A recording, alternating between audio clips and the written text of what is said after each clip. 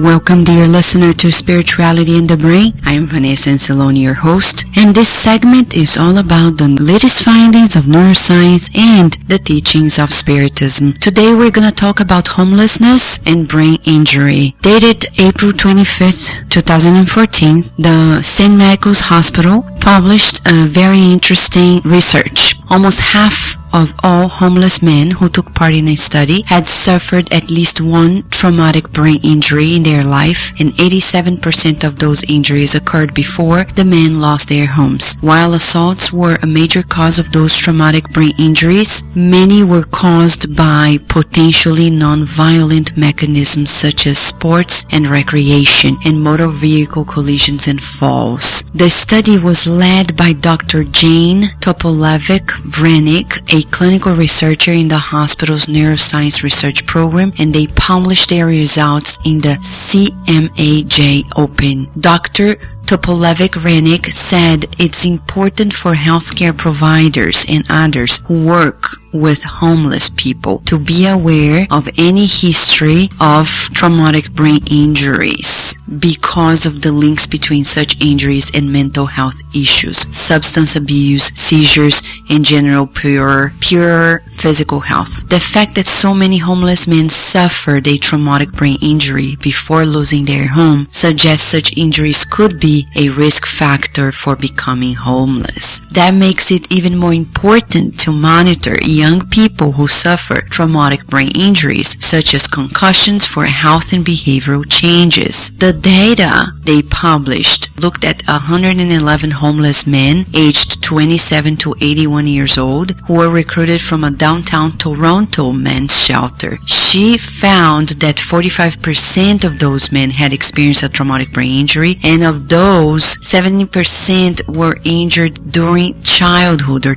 teenage years, and 87% experienced an injury before becoming homeless. Well, in men under 40, falls from drug, alcohol blackouts were the most common cause of traumatic brain injury, while assault was the most common in men over 40 years old. Recognition that traumatic brain injury sustained in childhood or early teenage years could predispose someone to homelessness may challenge some assumptions that homelessness is a conscious choice made by these individuals or just a result of their addictions or mental illness, said the leader scientist in this study. This study received funding from the Canadian Institutes of Health Research and the Ontario Neurotrauma Foundation. Well, dear listener, this sheds a lot of light on the understanding of why people may actually undergo certain experiences in their lives, such as homelessness. We tend to judge homeless people thinking that they are there because they want to. In the Spiritist sense, we would say it's beyond just their will.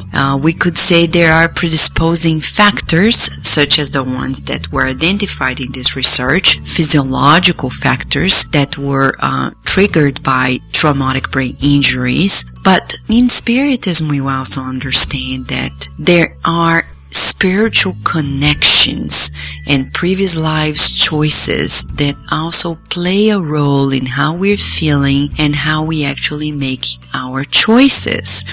And when we read the book Jesus in the Home by the spirit Neo Lucio through the mediumistic hands of Chico Xavier, we learn on a chapter Jesus saying that we should understand people who have their different and difficult experiences as people who have struggles in their lives. And he recommends that we go take a look at what people are experiencing or have experienced beforehand to understand why they are experiencing what they are in the present. And this is precisely what this science is telling us.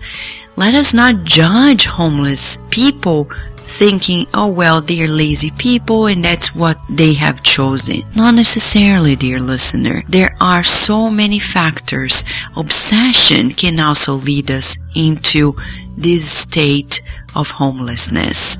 Doesn't mean we are simple victims of others. No, but everything we experience is a byproduct of what we feel, what we choose, and the influence of others in our lives as well. We're not at Jesus' level yet to experience the input of people around and not being affected.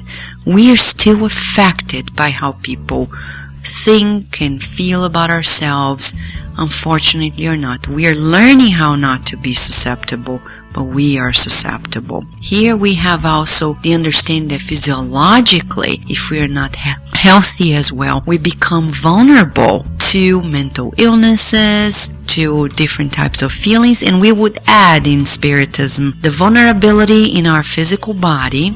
The vulnerability in our emotions also make us vulnerable spiritually speaking. So the take-home message of this segment today is take good care of your physical body, of your emotions, so you can also balance yourself spiritually speaking, making sure that all different dimensions of yours are balanced, or you are working on balancing them so you're less vulnerable, less susceptible.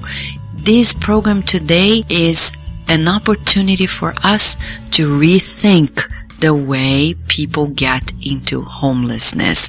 Let us be more merciful, more compassionate. If you have any questions or suggestions, please write to us at cardiacradio.com.